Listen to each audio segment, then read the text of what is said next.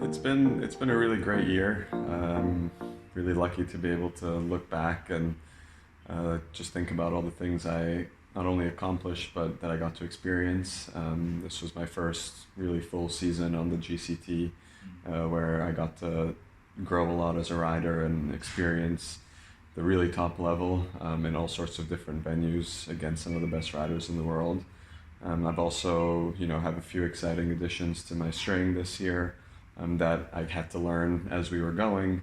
Obviously, not the easiest place to learn new horses, but certainly very rewarding. And to finish the year like we did with a couple of good World Cup wins was especially rewarding after such a long, trying year with a lot of travel.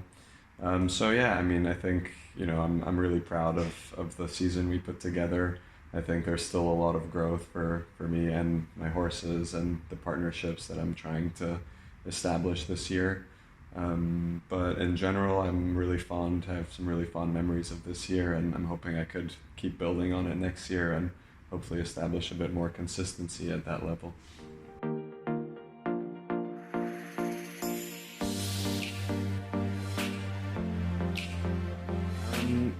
I think a year started off really well already. I started off with a World Cup win out in Thermal, and then followed that up with the Million. I think that was definitely a big win for me. It was in California, where I spend a lot of time.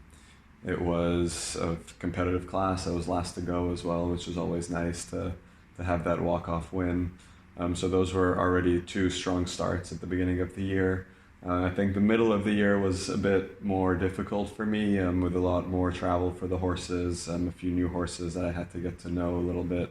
But luckily, it all kind of came together the last couple of months of the year. I had, a couple of really nice wins in the fall, in Sacramento and in Vegas, and out in Thermal again. So, I think there was a lot of positives this year, a lot of really rewarding wins, some really big prize money, but certainly we want to keep growing and want to keep improving and hopefully establish some more wins on the GCT and on some of the tours in Europe. You were telling me earlier that you spent a couple of months in Europe. Hmm. How did that leave an effect on you as a rider? I think it opens your eyes to the real level of the sport. Show jumping is show jumping. It doesn't matter where you are, but you realize that on the GCT it's a bit special. The fences are extremely light, the courses are extremely delicate, and the competition is second to none. You're really jumping against the best riders in the world, and it makes you realize that a solid round that would get you a top 3 finish somewhere else is nowhere near the top 10 over there.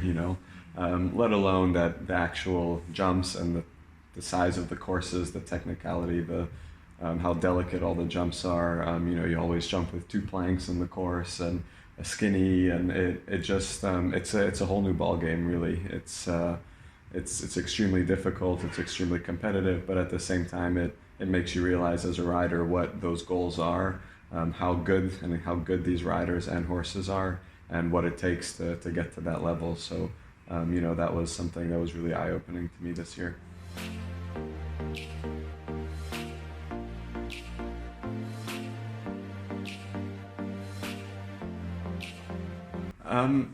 You can never be content. I'm satisfied. I think I put together some good rounds over some difficult courses with some new horses. I think Lordan had a bit of a downtime in the middle of the year.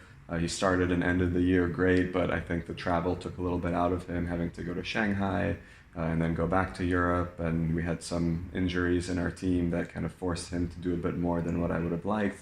So it also reflects a little bit on how you have to plan a year out that has so many shows, especially on the GCT, and how you need a really deep string of horses, which I didn't really get until the second half of the year, thanks to Evergate Stables, a new owner for me.